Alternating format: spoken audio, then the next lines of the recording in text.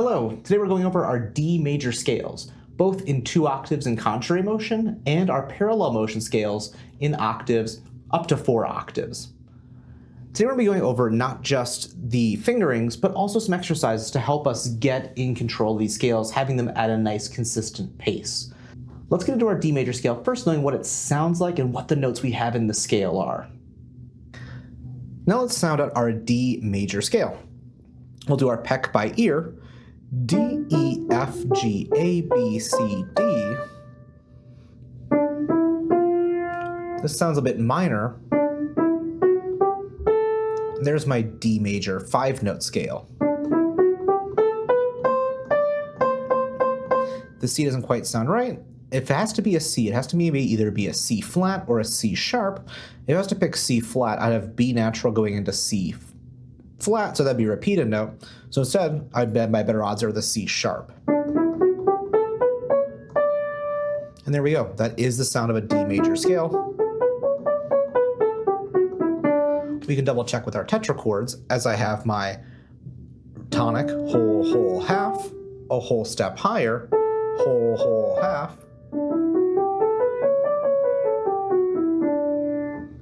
And yep, with F sharp and C sharp, we have our D major scale. The D major scale uses the same fingering as the C major scale. Our right hand, 1, 2, 3, 1, 2, 3, 4, 5. As if we have 8 notes in the octave and 5 fingers in our hand, we have to add 3 more to get there. Our left hand takes the same pattern in contrary motion. 1, 2, 3, 1, 2, 3, 4, 5. When we go together, same finger numbers, different notes. 1, 2, 3, 1, 2, 3, 4, 5, 4, 3, 2, 1, 3, 2, 1. One thing that makes this tricky for D major is the sharps occur at different places. Here in my 3rd note F sharp, in my left hand 2nd note C sharp.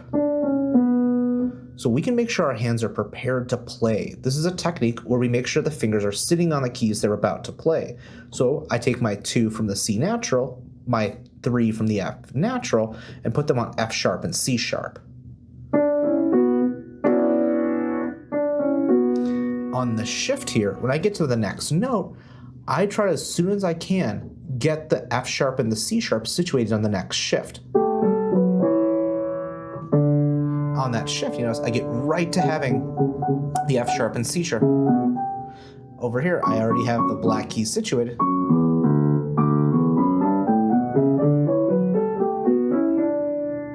One, two, three, 1, 2, 3, 4, 1. We take this in multi-octave, we replace that finger 5 with the finger 1. 1, 2, 3, 1, 2, 3, 4, 1, which allows us to continue on for multi-octave. 1, 2, 3, 1, 2, 3, 4, 1, 2, 3, 1, 2, 3, 4, 5, 4, 3, 2, 1, 3, 2, 1, 4, 1, 3. Our D major scale is actually one of the ones that fits our right hand pretty well. As at all the points of our shift, we have a black key, which naturally elevates us to a taller knuckle, allowing that thumb to pass over the key depth. Here, this black key is higher, and it naturally allows my thumb to pass over the keys. Here's my C sharp, once again, finger 4, right before the point of shifting. In the left hand, this is not so much the case. This scale, there are people that actually argue there are other scale fingerings we use, but we're going to teach the ones that everyone expects that you know, which is going to be imitating our C major scale. And so, the left hand does have to think about the tall knuckles on 3. 1, 2, 3, we get a tall knuckle. This allows that thumb to pass over, even though we're not on a black key. And once again, on the E, we're on a white key, and it's going to be a tall knuckle, allowing that thumb to pass to the D without needing to swoop or twist or get these chicken wings that you might have heard other people talk about. This is kind of why we get chicken wings. If I have my finger low, that low knuckle, now we're seeing my thumb is actually underneath the keys, and I have to start twisting my body to get this over here. And I'm not even playing with the side tip of the thumb. I'm like on the tip of my thumb or possibly even the nail. Just not good technique, not the stuff that's going to get us the sound and the velocity that we want. Now we can mix in not just the tall knuckle, but a little bit of rotation. Just like if I take a key and I turn it into a lock, I can engage my forearm to turn my hand side to side. What this will do is when I get to this tall knuckle, adding a bit of rotation will actually lessen the distance from my thumb to the next key without actively pulling the thumb across the body of the hand. So with 3, it's very easy. On finger 4, this is what makes this so easy. This is what gives us so much of this control and so much of the velocity without pulling the thumb really heavily across. Because when we take our thumb across the hand, if you were to touch your thumb over to your bottom of your pinky and try to move your other fingers, you notice the fingers don't move nearly as well. Release your thumb and wiggle your fingers. Now the fingers actually move. That's because if we engage our thumb all the way over, this muscle will actually cut off the tendons that pull the other fingers, decreasing their velocity. So we're trying to really keep the palm of this thumb nice and relaxed. If the thumb moves across, it's moving from up here at this joint. That way, these fingers can still move nice and fast. Just like if I flutter all my fingers, my thumb moves. As soon as my thumb gets over here, I really lower the velocity on the rest of these fingers, and this is when people feel like their hands are tied up.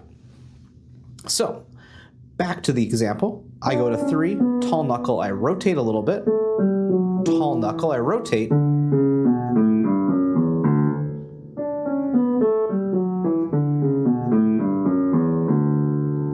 And of course, when we come back in, these scales are easy. We make sure that our elbow's on the outside, we rotate a little bit, and we can push the energy back in. Now in our right hand, we naturally get the tall knuckle on 3, but we can still do a little bit of rotation. It's gonna make that thumb journey even easier. On 4, makes it so that we don't have to pull really hard across. We rotate. The elbow on the outside, pushing the weight back in now. A little bit of tilt on the wrist as well. And that energy should just be pushed across the piano nice and steadily. Let's now take our D major scale in its contrary motion using our pulse pattern. We'll take the hands separately, first making sure we can evenly move through these 5-note patterns through different positions in the scale. 1, 2, 3, 4 E and a 1, 2, 3, 4 E and a 1, 2, 3, 4 E and a 1, 2, 3, 4 E and a 1, 2, 3, 4 E and a 1, 2, 3, 4 E and a 1, 2, 3, 4 E and a 1, 2, 3. Now we'll go into our left hand, making sure we're subdividing on beats 2 and beat 3. 2 E and a 3 E and a 2 E and a 3 E and a 2 E and a 3 E and a 2 E and a 3 E and a 2 E and a 3 E and a 2 E and a 3 E and a 2 E and a 3 E and a 2 E and a 3 E and a.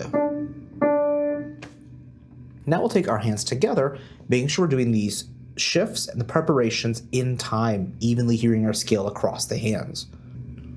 1, 2, ready, play. 2 E and a 3 E and a 2 E and a 3 E and a 2 E and a 3 E and a 2 E and a 3 E and a 2 E and a 3 E and a 2 E and a 3 E and a 2 E and a 3 and a.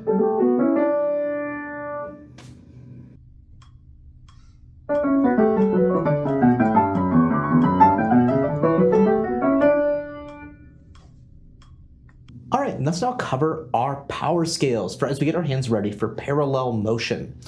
So with our power scales, we're gonna be taking an uneven rhythm, where we're gonna be having our Ds be an elongated note, like an 8th note, or at the beginning it can be even longer if you're just getting into your multi-octave scales.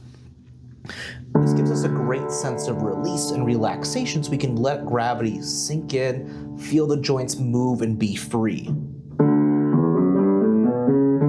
Here, I make sure my left hand is free to move and do this shift. I'm able to get these fingers to be able to push energy easily across. I'm not holding anything. My body is loose and relaxed. Here, I make sure my arm starts kicking around, that my shoulder is nice and relaxed, able to move. Now my right hand's the one I'm going to make sure I can push this energy over this thumb joint.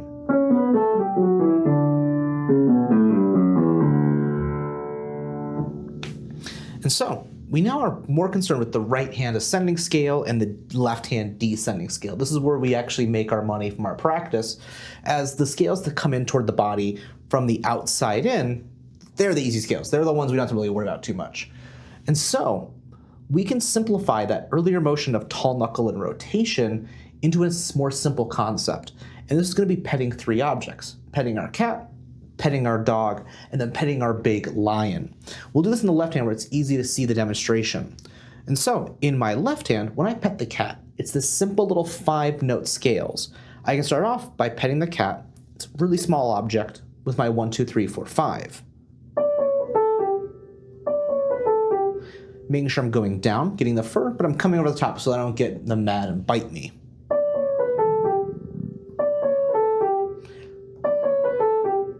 Now I want to imitate that sound, making sure the arm is still moving steadily with my 1, 2, 3, 1, 2 fingering I'm going to be using. And what this is doing is it's doing a lot of the rotation and tall knuckling for us a little bit more subconsciously, grouping in a lot of muscle motions into something we already tell our body to do. This way the arm is moving steadily across this pattern and not getting hung up and stopping while we shift. It keeps the arm moving steadily across. And then we also would have this 5-note scale here, starting on the A, 1, 2, 3, 4, 5, but we can exchange that 5th finger for finger number 1.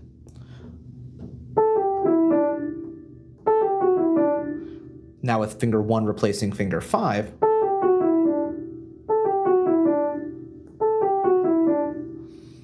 keeping that nice even motion. Now, as we get to our full octave power scales, we can think about petting the dog, this larger object. A little bit longer, just that full octave.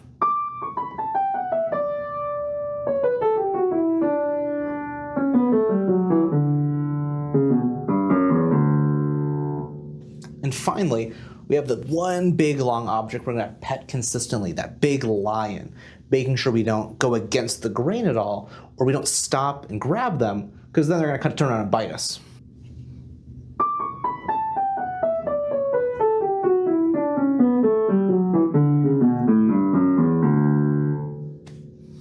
Now our right hand's going to do the same thing, going the other way, going up the piano. So we start with that group of 5.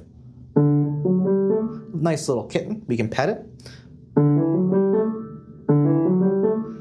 Now with our 1, 2, 3, 1, 2.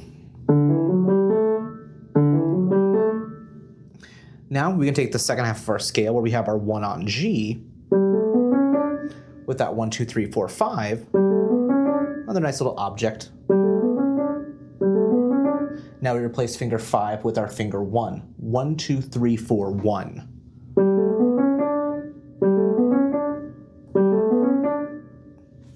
Good.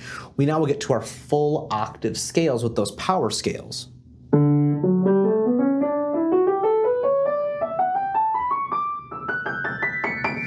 Each one of those being a nice little pet the dog, where we can relax, re-engage, a bunch of small little objects. And then we have our big 4-octave scale in the right hand ascending, petting that big lion.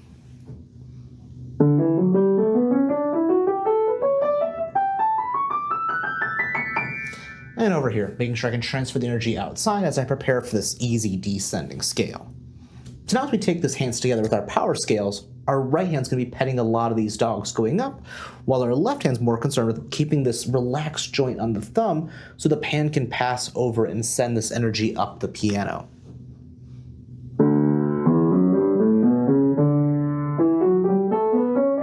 That thumb, making sure I'm able to pass my hand over it. Here, now I switch. My right hand's going to be going over the top, so I need to make sure my elbow's on the outside. Left hand's going to be the one that needs to be petting and getting down to this object.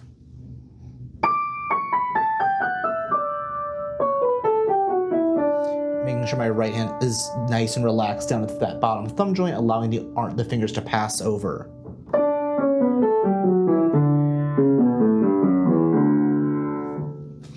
And finally now, Our right hand pets the lion on the way going up. Our left hand's gonna be petting the lion on the way down, making sure that I make this big outside motion in my right hand, getting this energy outside so my elbow's not getting stuck on the inside, pulling backwards against this.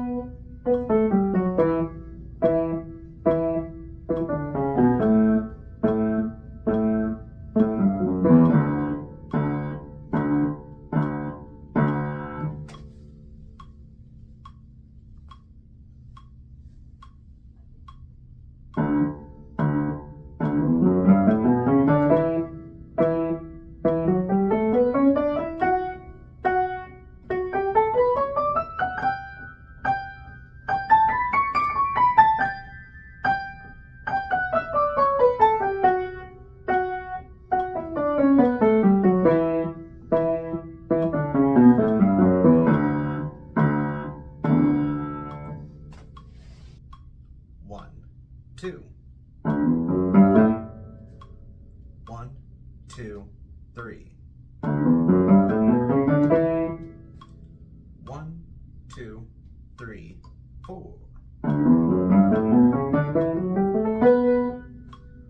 1, 2, 3, 4, 5.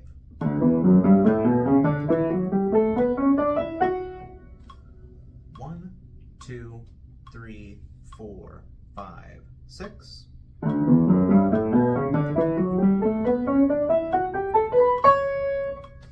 1, 2, 3, 4, 5, 6, 7.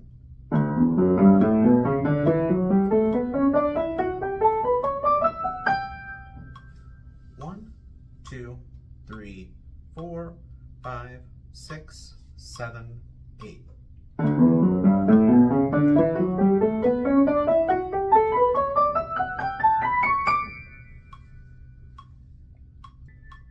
1, 2.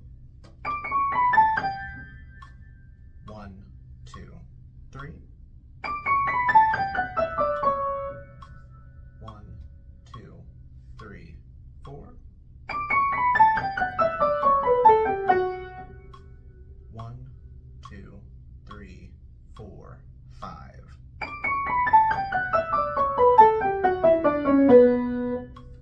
1, 2, 3, 4, 5, 6.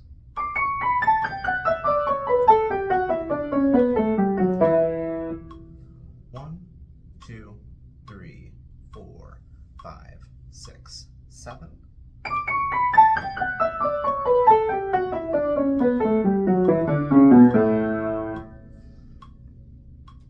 1, 2, 3, 4, 5, 6, 7, 8.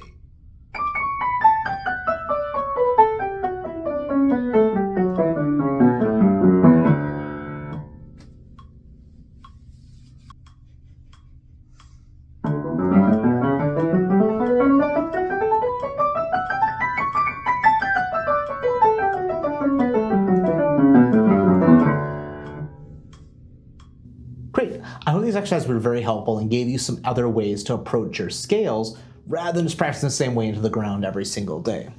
The thing I always say to people is do not practice your technique too much early on. You want to get it consistently every day, but you don't want to burn out on it. So find the 10-minute window. Find something you want to work on. Let's say it's parallel scales, arpeggios, broken chords, some area of your technique playing, and you're going to spend 10 minutes to make it substantially better. And then once you've hit your 10 minutes, even if it's not perfect, you note the improvement that you made, or you find the reason why you didn't make any progress. If you spent 10 minutes working on something and it is no better, reflect, figure out why that was, and aim to be better next time you sit down to work on it, and then give up. Go do something else. Go practice some repertoire. Do some lead sheet. Do something else on the piano that's going to be the motivating reason of why we're learning technique, why we're improving our ability to play the piano, to play masterworks, to be able to voice a pop song really well and get the drums versus the voice part to make it sound really interesting. Use your technique with applications in music to make yourself sound better. So that way next time when you go to practice technique, 2 things. You know it's only going to be for about 10 minutes. Like, you can do anything for 10 minutes. And also, you're going to start hearing the musicality and artistry come through in your technique, and it's a motivating reason for why we do this kind of work, for why we want to spend the time doing it. Happy practicing.